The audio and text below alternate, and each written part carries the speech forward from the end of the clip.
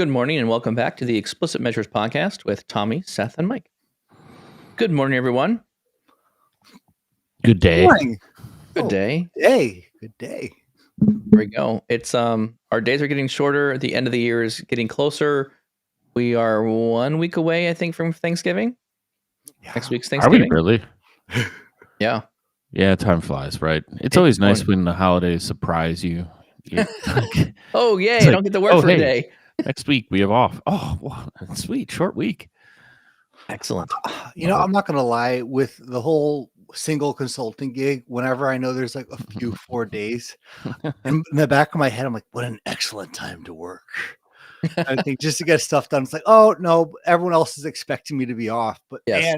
man, if you gave me 4 days with no client calls and just to do like R&D or just like dive into All right. stuff I All right. haven't done. Let's dive into this one. I like this, Tommy. All right. Well, let me just give the quick intro for the topic here. I think this is a great introduction that you're talking about here, Tommy. This is why we do what we do. But today our topic is an article from Matthew Roach talking about being a PM at Microsoft. That's our main article. Okay. So sorry, Tommy. I didn't mean to cut you off. No, you're good. I want to do your topic here because I think this is a really interesting topic. So Tommy, when there's nothing constraining your time, when you have nothing going on, what do you spend your time on? I think this is where the question is kind of coming from. So I do try to devote time, and I think Google had like a 10% randomized time, and They do. and I try to do that too. Where it's take on a project that you like. Google has this like take on whatever project you want, 1 day a week or something like that, or some part of your time. Work on whatever project you want for a day. I'm taking something either from Fabric that I want to get more into. I have a few data sets that I've been getting from APIs. One of my favorite one's actually been, I have a bunch of stars on GitHub that I had from my previous account now. And because I want to always kind of go back, like, what was that one shell AI thing? Or what was that one AI app that, or all the things that I've started. So basically, I'm always trying to integrate that in Fabric some way. Okay. So how can I improve that in a notebook? What are the different methods and what can be faster? So I'm timing that. And obviously the fun one that has yet to show a profit, which it will, is all the AI stuff, is all the AI. So I'm always diving into that. And it usually starts in the method of, I read something, all the RSS feeds, I get very interested, down the rabbit hole. You follow the dopamine towards the topic. Yeah, right. Follow the ADHD down or the topic. Let the dopamine guide you into your next learning. Yeah. So, I mean, Tommy, have we been talking on the podcast? I mean, the AI stuff came out. I mean, you were kind of pro all up in the AI to begin with, but like you would spend all your extra time on AI related stuff. A ton. So I have what is it? 375 gigabytes of local models on my computer. So, wow. Yeah, because some hard drive on that then. Oh yeah. Well, I was telling my wife, she's like, well, why do you have to have that all on the computer? I'm like, I could run this in the cloud, but I don't have to spend money this way. True. So, and that's a big thing right now. Everything's very cost intensive with a lot of these local models. And again, one of the big projects I'm working on is how can I integrate everything that's going on with these local models, be able to talk to it or communicate with it. Yep. And with actually a semantic model, with actually something that's going on in Fabric, since especially now you have that SQL connection to it. Okay. So I'm testing things out there ever so slowly. All right, Seth, when you're not thinking about work, you're not, driving the ship of business. Let's just be clear. They're like, I'm probably always thinking about work. Oh no! Oh no! No. All right. I mean, it could be more work. If we're saying it's quiet, I get quiet time. There's a week. You don't have to think about work. If there's no pressing issues at work, what are you thinking about? What do you put your time into? What are you thinking about? All the things I can't during, like, my schedule is very meeting intensive, which is very disruptive to getting anything done. Two kinds of things. One is deeper analysis on data sets that require just a level of time chunks to get through to really like process how and where whatever I'm looking for needs to be an outcome needs to be achieved, and I'm working through the data. And then playing around with new features. Don't get enough time for that. So it's just kind of making sure I understand new capabilities that can be implemented into the solutions, figure out, different better ways to build reports and stuff like that. If I have nothing, computer. Yeah, I know it's more time on the computer, right? I mean, you're kind of choosing the more PC time. I think I'm in the same camp. I think I'm in the same camp on a lot of things. I think I like exploring and automating, and so if work things aren't pressing, and I'm not on a client call or trying to figure out something, I think I'm doing a very similar thing, Tommy, to both you and Seth. I think I'm trying to figure out, okay, what's the new features, what's being released, how do I get my head around it, what does it work like? Trying to spend time on that. If it wasn't required that I had to be in front of a computer, I think I would spend more time building Lego Technic buildings or things with my kid. If we're not in front of computers, then yes, there's a whole other hobbies, of things that spool the mind, like doing art, hanging out with buddies, working on a bike. Ooh, working on cars and bikes. Yes, that's something I'd like to do more of. Yeah, working in the shop. It's nice. I encouraged my son to take a welding class at high school.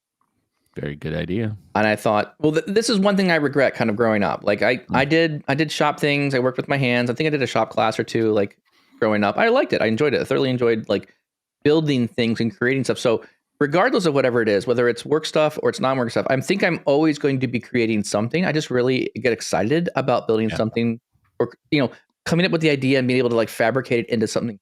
I think if I didn't have to do work stuff, I think I'd probably really get into 3D printing a bit more.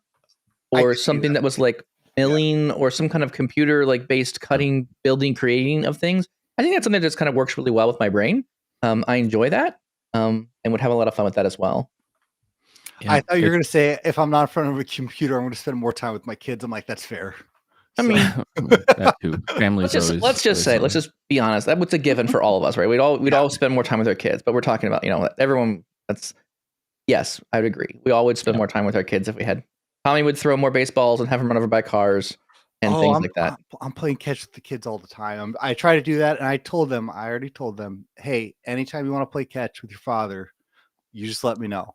This is interesting. Did your dad play catch with you when you were a kid? Grudgingly. Oh, so you're the ungrudgingly dad that plays catch. I think I enjoy it more than they do. Okay, so, really? I could play catch.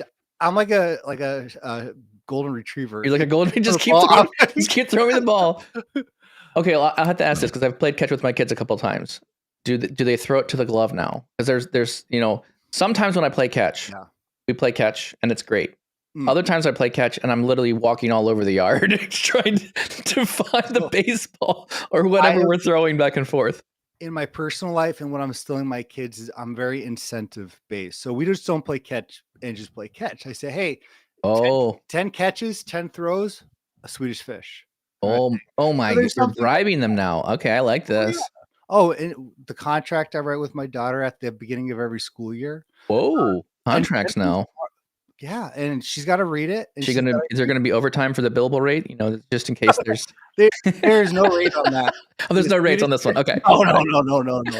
We're not there yet. So, but I think the incentive program is very strong for a kid and even for us too. Like, I mean, why do we spend all this time in front? To your point, why would you do the 3D printing? There's some joy in that. Yeah. Why are you spending time in front of your computer when you could be upstairs with your children?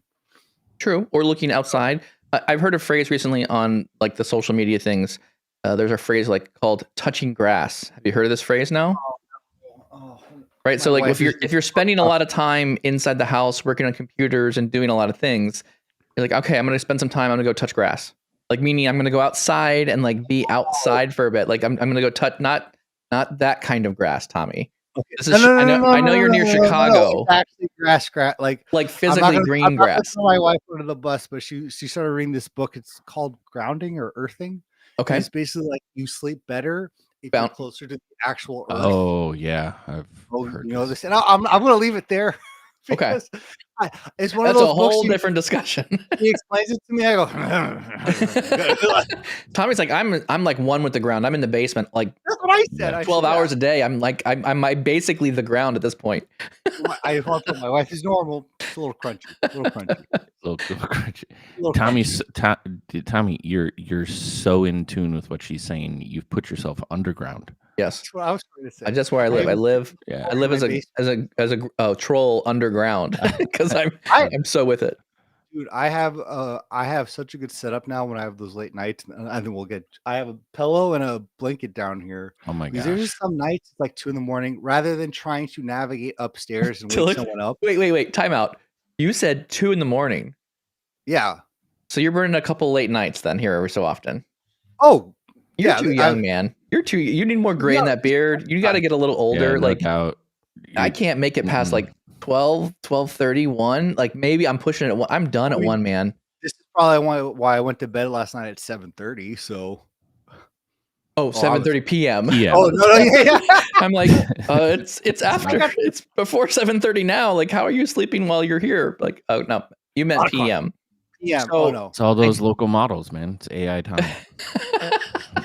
It keeps running while I'm sleeping.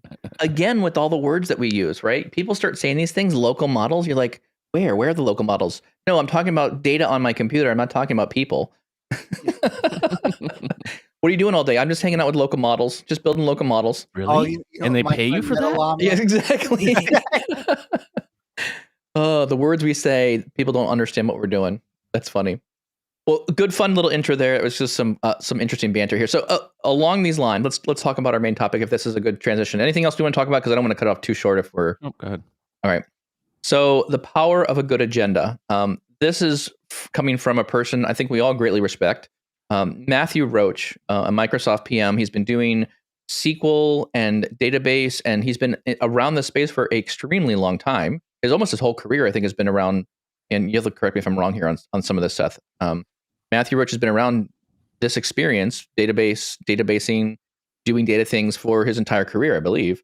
And he has a great blog. It's called ssbipolar.com. And in his recent article, he talks about, being a PM at Microsoft, the power of a good meeting agenda, and just kind of walks through just some talking points that he's observed and how he likes to be efficient when he comes into these meetings.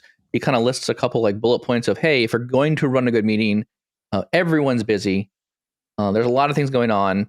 These are some good best practices you should do when running meetings. And I feel like in your career, like you kind of come in as a young, bright-eyed person into the workspace. You don't know any better, right? You just show up, you either make meetings or you think about meetings. I think meetings have a really neat purpose, and I think I've changed my methodology on what a meeting is and what you're supposed to do with a meeting over time. And I think it kind of aligns a little bit with this article. So let me just pause right there. Tommy, you want to give us some kind of like, context here for starting off this topic here today? Yeah, for all those who are thinking, what are these topics that we're talking about? Last week, we talked about having a good team. This week, we're talking about a good agenda. And for some of you are thinking, how well does this actually equate with business intelligence and data? And I think a huge argument that we'd all make, and we all feel very strongly, again, is the technology and your skills are only going to get you so far in this career. And also the success of actually doing well in an organization or with a client. And for us, we deal with a lot of meetings. There's a lot of scoping calls. There's a lot of status calls. I mean, we have to juggle, and you probably are listening too. You have to juggle a ton. There's a lot of hats we wear, and it's not just the technical side. Mm-hmm. So one of the things I love about this article, and one of the things I'm going to love getting into you guys with today, is really like, what does the meeting look like for you now that you guys probably actually lead meetings? I think, especially to your point, Mike, in the very beginning, you were just kind of there. You sat there in the meeting and you were asked to do things. Yep. And what do you think makes a meeting successful? And I would also love to talk about what makes a meeting unsuccessful. Where are the gotchas? I love that. I think that's really good. I want to ask you guys, do you remember when you started your careers, wherever that was, your first like real corporate job, do you remember those first couple of meetings? Do you know the room? Like I can vividly remember my first like office job, not doing like other things. I remember coming into the work, and I know I can literally see the room. I can walk down the hallway. I can literally in my mind, I can remember those first couple of meetings that I kind of attended, and just kind of like showed up with my little notebook, had a little pen. I would jot down notes in the meeting because that was what we did. I have vivid memories of this. Do you guys remember that? Do you have like is that burned into your brain? I don't know. I'm just curious. Probably not till later, because the organization I joined was much smaller, so it was a lot of one-on-one. Okay. I kind of do, but more like the atmosphere was like you were working with the same small group of people all the time, right? Okay. Gotcha. I can't say I hit that where, oh, we're in a meeting, right? Yeah. Kind of thing until consulting. Where it's like when you're going into some of the bigger organizations, or you have a wider audience, or you're even doing some sort of presentation and it's in a meeting environment where there's the big table and everybody's around there, and like some definite memories around there. Okay. That's all right. interesting because I'm taking the opposite approach. My first job, I'm actually going to take my experience from the second opportunity I had, because the first one was consulting at a marketing agency. So every meeting was big, and every meeting you needed to know what the cost per click was and how many views. So it was way more of this almost like presentation than it was a meeting. Yeah. Once I got into the business intelligence space, I remember we'd always have these status meetings on Mondays, which I used to be excited for, but then by like month 2, by week 2, I was but not excited for status meetings. Where I started getting very frustrated with these meetings, or any meeting at this larger company, was it was always allotted for an hour. You're 25 minutes in, and everything that needed to be communicated was already communicated. We had an hour. You're out, right? No. Oh no. We sit there for the whole hour. You got to do other things. Well, we have another 25 minutes. Oh and my I remember God. just like I think maybe physically I was like just rubbing my face going, what are we doing? I got stuff to do. This is a good point. This is okay. I like that you brought that up. All right. So I think this is a great transition point into the article, because I think this is actually speaking to some of Matthew's initial points right away in the article. Okay. So awesome. I'm kind of shocked that I can actually remember those first jobs. I'll just give you a little bit more. So Tommy, you gave some context. Seth, you gave some context to your first jobs. My first job was a sales job. So it was doing sales work for stuff. A sneeze. For those who are wondering if Mike also disappeared. Yeah, there's a pause. Sorry, my audio didn't cut out. I literally just had the tickle in my nose and I just had to sneeze. So I apologize. I had to mute myself and get a sneeze out real quick. So my first job was a sales job. And I remember very vividly, we were doing sales work. It was HVAC equipment. And we would come into this meeting room, and I remember just sitting down these chairs. We'd all have these like little roll around chairs. We'd all sit around the table. Okay, what's going on? What projects were happening? And like kind of go through, like, again, that stand-up status meeting. What's the task for this week? Start allocating people to work and jobs and distribute from like there. And that was like a weekly meeting I think we had as well. But that one, I didn't have the same experience as you, Tommy. I didn't sit in the meeting and have to like wait for the whole meeting to end. It was kind of like we got in, did our thing. If we got done early, great, we're out and doing other things. So it's funny that we all remembered kind of like that first experience. All right, so let's jump over to the topic. So Matthew kind of goes through the first part and kind of sets up some things at the beginning of the meeting, or at the beginning of the article. Just talking about, it's a theme. It's around collaboration. It's about building data culture. It's about, as a product manager, a PM, you're always trying to figure out who needs to talk to who, making sure things get unblocked, making decisions on, should we really fix this feature, or should we just get it done enough to move forward? Who's the long pole in this? What do we need to reallocate resources or people to fix these larger issues we underestimated? Those kind of things. So I liked his bullet points towards the middle of the article. So maybe we should just kind of walk through some of those. Maybe holistically, and then dive into each part if do it, right. Like for sure. I think the main bullets from the article revolve around the key points of, first, if you want to have an effective meeting or a good meeting, state the scope of the conversation, state the decisions that need to be made, and the expected outcomes you want to achieve as the meeting organizer. And then at the end of the article goes through like all the reasons why these are important things. And I think these are great points that we should dive into, because and why. But across the board, like I think the intent of the article is like we can use it as a guideposts, and also like drive into some of the other questions of like why people don't do this.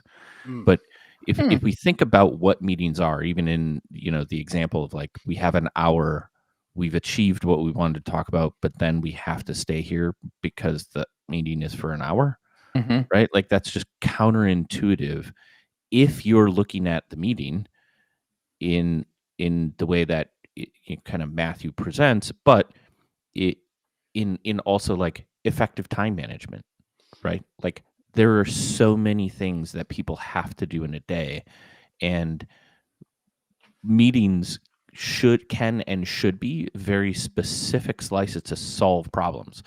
Like what's interesting to me is like how, like, I guess the first question that comes to my mind is, when do you guys initiate a meeting? Because in my world, a lot can be handled in Teams chats, right? Huh. And either one of two things happens. Either the scope of the audience, we need multiple sets of input after we've had conversations in Teams, right? That I need to broaden the audience. I need nuggets of information from multiple different individuals. Or the conversation that we're like having is extremely nuanced and is not getting picked up between the parties, or the like would require a novel to write. It's just better to talk things out. And those are kind of the drivers for me to like get into the day-to-day meetings. Man, there's so many good things. Okay, I was trying to write down notes as fast as I could on all the things you wanted to kind of propose there. Go ahead, Tommy. I was going to say too, I think I learned this from you guys from when I started the consulting gig, especially the independent, where if anything goes past 7 messages on Teams, jump on a call, actually just jump on voice. And so I think that one of the points you're talking about too is there could be kind of minor meetings too, but as you're talking, I want to make sure that as we have this conversation today, we put this in the context too of what's unique to us in the business intelligence world. Because really there's 2 main types of meetings that we're going to have. We're either going to have a conversation with the stakeholder, whether that's discovery status or completion, or it's going to be an internal meeting with the team. And because this is more unique to us, we're not just having the same type of meeting, right? So, and the same items, I think, still fall in line in terms of what Matthew's talking about and you should accomplish, but it does change also our approach, or at least it changes my approach here as well. I think my meetings have definitely changed over time, but depending on your role. I remember a lot when I was doing like product management, it was a lot more of like coordinating different teams, understand, like having meetings like, what do you need? What are your complaints? What are your issues? Trying to figure out what those look like. And then I feel like I have changed a lot of my meetings from, there's a lot of like status updates. I mean, people want to see your face or see something now and like, hey, what's going on? What's the status? Here's what we said we were going to do last week. Here's where we're at on those things. So it's like more kind of a status update. To your point, Seth, those probably could be handled with like an email, a status update that way. But I think there's something comforting in like the consulting space around having people show up and know that there's, I'm dedicating time to you and the project and the things that are happening. I think that's there. I feel like I changed my mentality around meetings from let's just show up and talk about a problem to your point, Seth, do one-on-one conversations with individuals or small groups of people, 2 or 3 people, figure out what the problem is, solve the problem. The meeting is here's the problem statement, here's the solution. Do we all agree? It's proof, like not necessarily, and it's not necessarily we're not coming to the meeting to solve the problem. The meeting is saying, this is the solution we're going to do to this problem. Does anyone have any good, valid experience or things that we need to do to arrive or not do this? Is there any reason why we shouldn't be doing it? So meetings aren't there to be decision points. I can't remember the number of meetings I've been in when there was like too many people in a meeting. No one had an agenda and we were just going to talk about problems. And so we just kind of talked about the problem we were trying to solve for like an hour. And then we left and we're like, okay, well, last 5 minutes, who's going to do it? And you're like trying to dole out tasks at the end, like figure out and then you leave, and then you hope it gets done, and then you have another meeting to say, well, where do we go? And like everyone's like, I'm busy, I didn't get time to do it. Yeah, man. Well, that's people not having skin in the game, right? Yeah. But ultimately, like I think before we get into the specific meeting, I think what we're talking about is the purpose or the types of meetings that we have, mm-hmm. and whatever the buckets, right? I have my first example is, hey, I'm having Teams chat conversations, right? Like we're trying to solve business problems. We need a quick sync. Yeah. There are a couple that you're talking about, status update meetings, Yep. right? I think that's another just one. Bringing everybody on the same page, Yep. like making sure that whatever group this is, we're making progress towards our goals, right? So everybody's on the same page. Collaboration and alignment. Mike, to your point, like you were just talking about, like we have to bring these teams together so that everybody's aligned on the importance of why we're talking about the thing. Mm-hmm. I think there are also the meetings where like presentation of new ideas or approaches, or like, and I'm sure a lot of your meetings are that way, like your consultative or sales, or like, hey, why do you need whiteboard sessions? I call it, right, things like that. Yes, and then the other ones which are probably less structured but team engagement, right? Like you're bringing people together to socialize more so than achieve a business result. And I think the context of those is important, because the like how you would create an agenda or the scope of the meeting is going to be different. You want to like lay out the framework for what is the purpose for why I, as an organizer of a meeting, are calling everybody here. And I like that a lot. That can't be understated. And I feel like we could spend the whole hour on just what you said, Seth, because to bring up the old conversations, I remember when I started leading meetings myself, and the early on with especially discovery calls, to your point, Mike, I was missing the mitt. I could literally during the conversation feeling myself. I was just throwing balls out in left field, not even looking at the person he's passing to. I actually remember one. This is bringing up where I could I was like seeing myself trip over boxes. Like this is not going well. Yeah. And I know that. I can't say that, but I know that this is not going well. And but I think to that point though too is when you get people in a room in that very beginning part, regardless if those are people that you talk to every day, you have that same meeting every week, or that's the first time you've ever spoke to that person. That initial introductory of why are we here? Did I bring you in this room?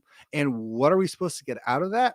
To me is the make or break. If I were to take everything else out of the conversation today, that would be my critical piece that I have implemented in every call I have. Even if it's a call that I have every Monday and it's still the same outcomes. The first thing out of my mouth if I'm leading a meeting is, here's what, here's why we're here today. Here's what we're trying to get. Here's what we're trying to get out of this. This is our objectives today. Yep. Now we can actually begin to whatever boring things or whatever we're going to get through. But that has to be stated in the beginning. Question. Are you stating that in the beginning because it's also part of the invite? Ooh, that's a good one. So you're saying like part of the actual event calendar, my goodness. So what's interesting to me, like, so Matthew touches on this towards the end of the article, but I think it kind of falls into the scope of the conversation, which is if I'm sending a meeting, if I'm setting the scope of the conversation, that means I'm adding an agenda. I'm adding in context of the meeting invite what I'm trying to achieve and what decisions like I need or outcomes I need to have out of the meeting. And the reason I'm doing that is also a point he makes, which is then you're giving the opportunity for somebody you invited to go, I don't need to be here. Or so-and-so from my team is already in there. Just give me the outcome of the meeting, or this is the only bullet point that's of importance to us in here, along with the feedback that we can provide to Tommy.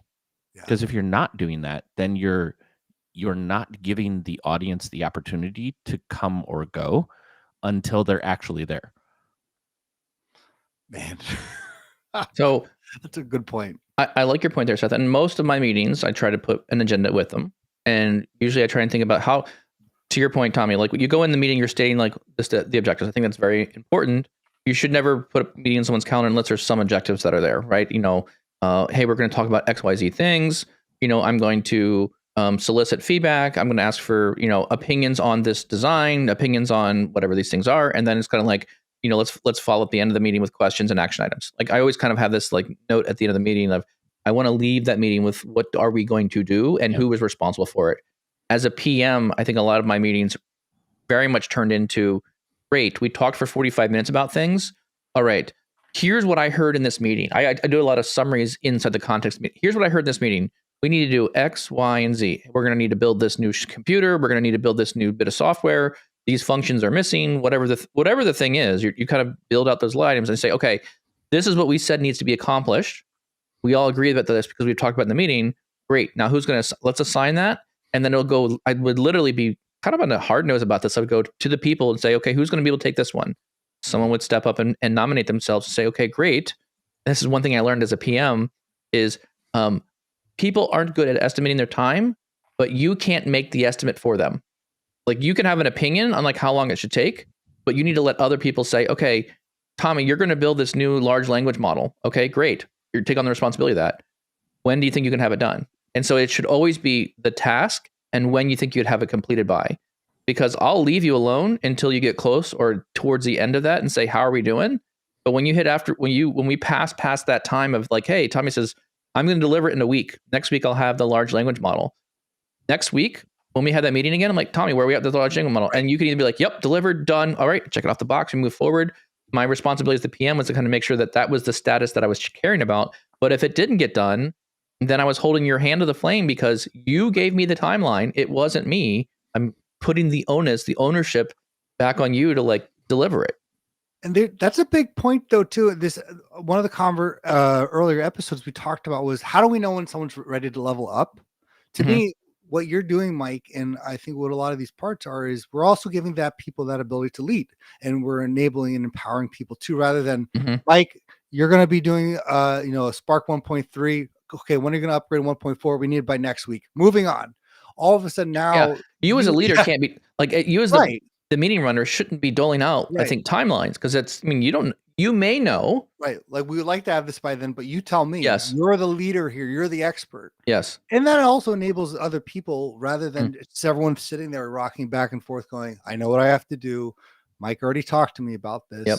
But I don't think anyone likes being told about their timeline. Like, am I going to sit in that meeting and prioritize all your work because of what your boss and what you're like? I can't do that. Like that's up to you and your boss sometimes because this is what I always use the phrase about PMs, right? PMs have all the responsibility and none of the power, right? It's always like, I got to get everyone on my team. I got to like get everyone like on the same train so we can like, okay, everyone get excited about this. We can do it. Like go team, go. Like, but I didn't have the authority of being like, okay, stop doing that other stuff because that's just not like, that's part of your job. Don't do it. Do my stuff first, right? I didn't have the authority to do that as a PM because everyone reported to different people in the organization. And I think another important point is, unlike our conversation here, which meanders all over the place. Sorry. No. I mean, it's podcast, not meant to be critical. Yeah. The scope is important for meetings because the conversation can get taken in other directions outside that scope. And those are opportunities to redirect it, right? A perfect example, I think, is like one that you're even talking about. Like, what is like the type of team meeting that you're doing? Are you grooming something, right? Yep. Are we estimating work? Yes. That's not like a lot of the times that's not like the status update meeting of like how are we progressing on work, right? So there's hey, we're here today to talk about net new things, the technical problems we're going to have, and estimate work, right? Grooming sessions. And then there's like, do we need to have like the stand up where it's like, how are we progressing on the work that we said we're going to do? Or what are the challenges and blockers? And it's purely status update. It's not to talk about the specifics of each thing, right? Or it's very regimented and you're saying we go around the team. Yep. Everybody provides their status updates. If there's time left, then we talk about specific things that people may have challenges about, right? Yes.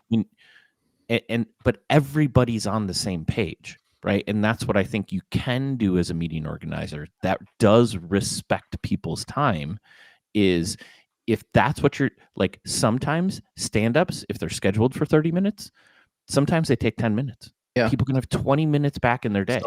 Other times it's the full 30 because we're talking about like extended, issues of whatever. And then there's another conversation related to some of these activities that happen in the latter half of the meeting and you do consume the whole time. Yeah. And in those situations, I'm going to add in there real quick. in those situations where you have more longer discussions on those stand-up meetings, it's probably best to think about, okay, everyone gives their, to your point, the initial objective, the 10-minute stand-up, any blockers, and anyone who's already done their meeting, anyone who's done their part, right? Okay, Tommy's finished his update. Tommy has no bearing on the issue that Seth's having with some sort of data loading process. Okay, fine. All right, who needs to stay after and continue to Seth's like, oh, hey, I got some more things. I need X, Y, Z, I need 3 people here. These are the people I need to talk to. Can we just stay and meet a little bit longer, extend our stand up for just those people? And Tommy, all right, you're good to go. Like, so that's, I think, efficient. So I guess what is you guys might have a different perspective, but in large organizations, and mine, the current one I'm in, not being the only one. Yeah. What are your guys' thoughts though in those areas where you're stating, hey, we're going to talk about a specific project with a smaller group of the team because all the team members are doing different things? A driver in organizations is typically you're having team meetings where everybody understands what the team collectively is working on. But to your point, Mike, is it better to say, hey, you're not part of this project, so I only need these 2 people? Or do you maybe I'm not articulating. I think let me rephrase the theory. The theory here is like the team should be aware of what the team is working on, so everybody is aware of said thing. Yes. In theory, I agree. In practice, does that actually work, or do people tune out? I would argue that if that meeting, so it depends. I think it depends on the size of that meeting, right? If I've been on stand-ups that are like 20 people large, there's a lot of different updates coming across, and there's a lot of like really big cross-team collaboration things. In those situations, when the team gets that large, there's a lot of people in there that are in the meeting like, okay, we're working with the identity team and we're working with the data team. Those 2 teams need to talk together. There's usually leads in those areas that are going to figure things out and then give that information back. So yes, it's nice to at least in the stand-up and say, hey, I have a blocker. I'm working this issue. I need help from this team. That, I think, is good to give that high level. But the other teams, like, the UI team, they may not care one iota. They just need to know, okay, those teams are going to talk, and then they move on. So I think in larger stand-up type meetings, it's totally fine to let people leave that meeting that are not participating. And again, the idea is this is an open invitation, right? If you think you need to be involved, Seth, you pick the team that you need to talk to, right? Harry, we're going to talk to the identity and the data team. That's what we're going to talk about. If anyone else thinks they need to be there, need to be part of that, it's an open door. You can stay if you'd like to listen. So I'm not going to say you have to leave, get out. I would be more of like the idea of like, okay, we're done with the main core of what we need to get done. Everyone should now know what everyone's kind of working on. They're in meetings, they're working on this project, they're delayed, there's a blocker, we had success. Like those kind of things I think are communicated at that team level. But once you're through that kind of like quick translation of information, anyone who needs to stay and listen, people have just hung out for the rest of the meeting. Just either they're working on something else, they're kind of half listening, or they leave the meeting and move on. This is, I think, also has changed a little bit because of like virtual meetings too. I really don't like stand-ups without cameras on at this point. Just because I feel like I can't gauge the attention of other people in the meeting. And I just seen the little icon of their name and how that works. I'm not sure I love that. I can't. Go ahead, Tommy. Sorry. I know we could talk about cameras. I kind of want to throw a wrench into this a bit because right now we're talking about meetings that I don't lose sleep over. These are all calls that I can jump on, but I think there are still status updates and there's still these types of meetings where you have people in the conversation that know enough to be dangerous, but are not part of the team. I'm thinking of calls with the CFO or calls with like the stakeholders who are not the data team and are the ones that are most likely to throw the conversation off into another direction. And to me, this is pretty critical here, especially all the things we're talking about when it comes to who needs to be involved in that call or in that conversation. How do we stay on objectives? And a lot of times it's easy if you're the leader of your team or if you're the PM because everyone's listening to you. But there's a lot of times that we're in a call or conversation where we're actually with stakeholders. And again, they don't need to necessarily know all the nitty gritty details, and they're going to have their opinions because they're a leader, they're an executive. And to me, I think all the things we're talking about when you bring up who needs to be in that call, can we kick people out if they don't need to be there? So for me, a big part of this is you kind of have to have a firm hand, especially if the spotlight's on you. And what I mean by that is, it's not just you're a part of the conversation. Everyone's looking to you to drive the conversation, even with a stakeholder, even with someone who's more an executive. What I would say to that person is like, well, we'll take that offline because that meeting still has to happen. Yeah. Even if the executive has a lot of things. Keep it in the context where it's relevant to the audience, right? Yeah. And that's a good point. Like, especially if you're cross-pollinating, right? Mm-hmm. Like typically, and what I mean is like there's levels of detail that you have to get into with different groups, especially if you're traversing the stack of things that you do in an implementation. Like from, hey, what are we going to do? High level, all the way down to the nitty gritty of actually building something. I guess it's near the end.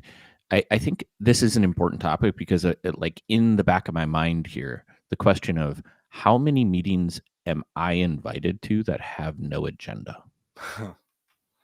A lot. I would argue I have a lot of meetings that are that way. Yeah. And I think and I'm not even perfect in this, right? Like you get into this habit of like, oh, okay, well, we've had a conversation or we know what we're talking about. But in all of those cases, I could still be better around like just throwing in a quick agenda. I am typically pretty good about it just because I don't have enough time in a day. If I can end a meeting early, I want to end a meeting early.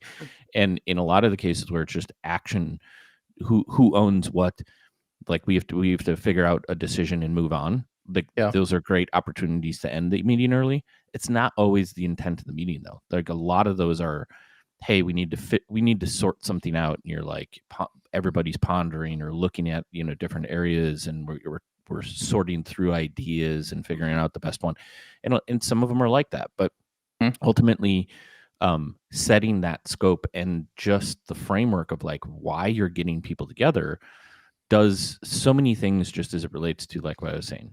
When they get the meeting invite, if they're double or triple booked, how important is it for them to be there? What decisions are going to be made that they may want to be a part of or like can delegate to somebody else to make? So it's like, do I need to attend? When you're there, everybody should be there for a reason, right? And hopefully, like I think contextually, a lot more of our meetings are around decisions or needing to get something done or alignment to be made. You're always going to have meetings that are presentation mode or whatever, that the audience isn't going to be speaking, right? Like there's a huge audience of people, 90% of them don't need to be there. Well, you know what I'm saying? Mm-hmm.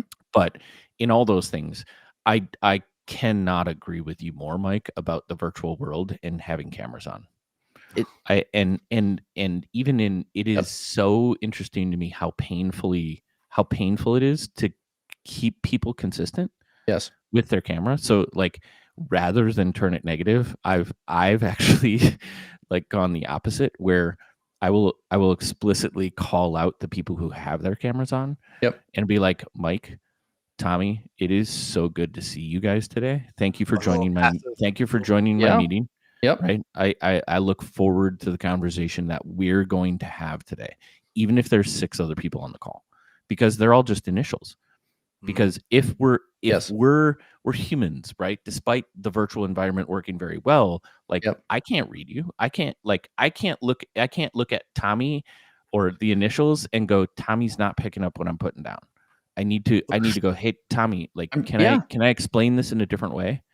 Right? Like how many times even in the podcast, what's so great about like, yes, we're virtual, but if somebody's talking and my face goes, Seth, like, I was about to say, look, we're 374 weird look. I still can't read you. Yeah. Well, that's one of my superpowers. So, Amazing. And I would 100% agree with this as well. I think there's so much verbal in these meetings. There's a lot of verbal cues that are happening that are also like you're picking up on that in the meeting. You're saying things. Are people really engaging? that really hurts a lot of these things in the meeting topics there. So I would 100% agree with this one. I know we kind of have to wrap here. We're getting close on time on this one. I think this is a great topic. What I would recommend is for anyone here who's listening to this podcast, go out and read the SSBI Polar. Check it out. Go read this article. Think about how you run meetings. I think kind of if I had to wrap up or summarize what I'm hearing here, things that I think I've learned about meetings was don't come to a meeting to try and make a decision. I think keeping your meetings smaller for figuring things out, 1 or 2 or 3 people when you're trying to really hash out an issue and decide what's going on and what's being built. Meetings for me is a lot about this is the solution. You now have 30 minutes to an hour to convince me otherwise that this is not the solution. Poke holes in it. It's for making decisions. For me personally, it has a lot of been whenever I'm having meetings, I like to at least include at least a mini agenda. To be honest, I'll try to get better at this and adding more items for agendas. Tommy, I think you did a good job of like in the meetings, right? I think it's very important at the beginning, scope the topics, decide if there are any decisions that are, if the types of meetings you gave out, Seth, were great. Is this a status meeting and we're just going to talk about what's going on? Is there actual decisions need to be made in this meeting?